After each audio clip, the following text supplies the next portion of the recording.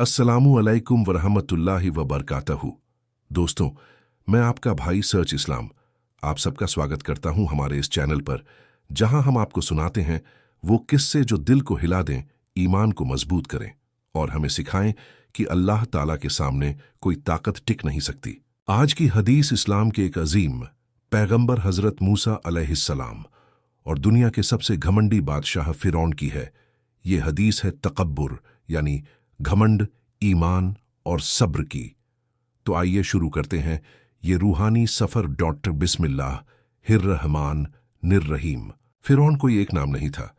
मिस्र का जो भी बादशाह होता उसका लक़ब फिरौन हुआ करता था। कुल मिलाकर 18 से 19 फिरौन हुए, लेकिन सबसे जालिम और घमंडी फिरौन वही था जो हजरत मूसा अलैहिस्सलाम के जमाने में था। वो खुद को रब कहता था। लोगों से कहता, मैं तुम्हारा बड़ा रब हूं, मेरी इबादत करो। इतना घमंड था कि उसे जिंदगी में कभी बीमारी, सर्दी या दर्द तक नहीं हुआ, और यही बेफिक्री उसे अहंकार में ले गई।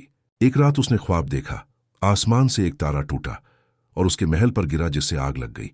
सुबह उसने सारे ज्योतिषियों को बुलाया। एक बड़े नजूमी ने बताया, इसका मतलब है कि बनी इसराइल में एक बच्चा पैदा होगा जो तेरी सल्तनत का अंत करेगा। बस फिर क्या था, उसने हुक्म दे दिया कि बनी इजराइल के हर नवजात लड़के को मार दिया जाए, लड़कियां जिंदा छोड़ी जाएं। एक साल में 12,000 बच्चे कत्ल कर दिए गए।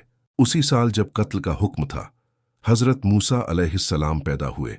उनकी वालिदा बहुत डरीं कि मेरा बच्चा भी मार दिया जाएगा। अल्लाह ताला ने उनके दिल में प्रेरणा डाली, अपने बच्चे को एक संदूक में रखो और उसे दरिया में बहा दो। मां ने आंसुओं के साथ बच्चे को संदूक में रखा और बहा दिया। उनकी बेटी दूर दूर तक उस संदूक के पीछे पीछे चली। वो संदूक बहता हुआ फिरौन के बगीचे के किनारे आ लगा। उसी वक्त फिरौन की बीवी हजरत आसिया वहां टहलने आई।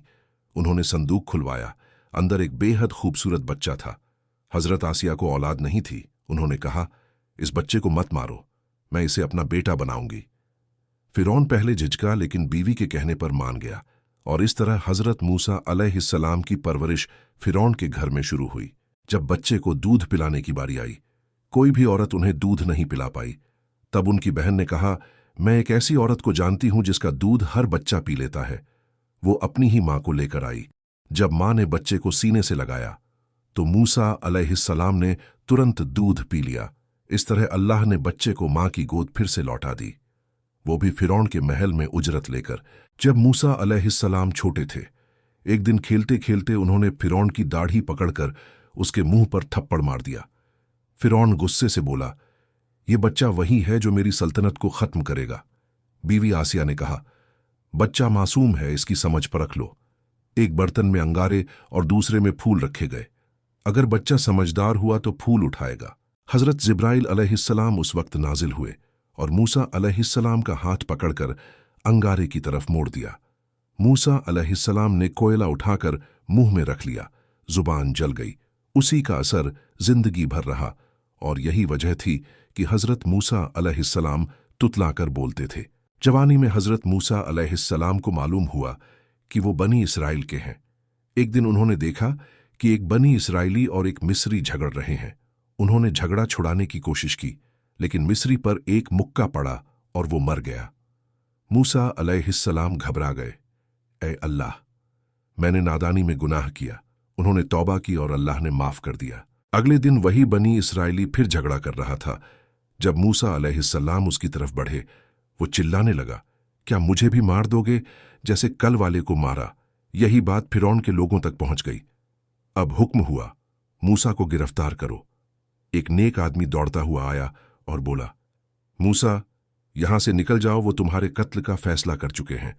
मूसा अलैहिस्सलाम निकल पड़े, डर और उम्मीद के साथ। वो मदयन की सरजमीन पहुंचे। कुएं पर उन्होंने 2 लड़कियों को देखा जो शर्म से पीछे खड़ी थीं। उन्होंने आगे बढ़कर उनके लिए पानी निकाला।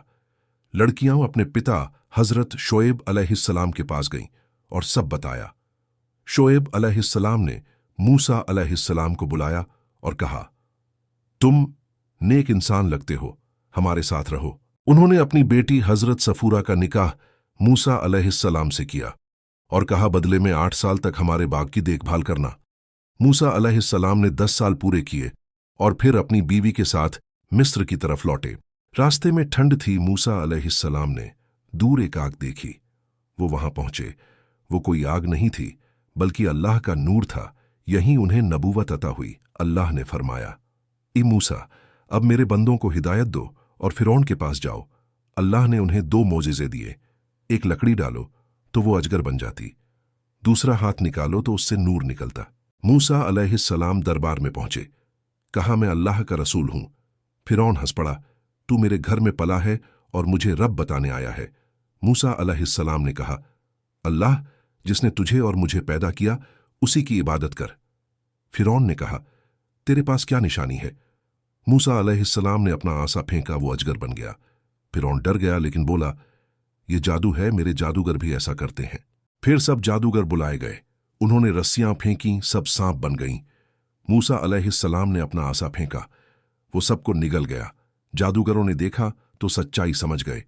हम ईमान लाए मूसा और हारून के रब पर। फिरौन तिलमिला उठा लेकिन कुछ न कर सका।